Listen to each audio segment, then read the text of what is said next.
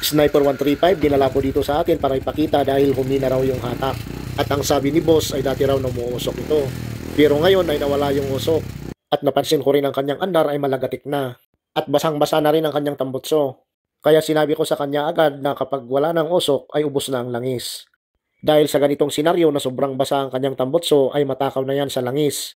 At nung tinignan ko nga ay wala nang maabot ang lipstick na langis. Ngayon ay sinabi ko kay boss na kailangan palitan ng cylinder block, piston ring dahil ito po ay krombor at wala po itong rebore. At syempre papalitan na rin ang valve seal. Pero ang sabi ni boss ay pag-iipunan muna niya ito.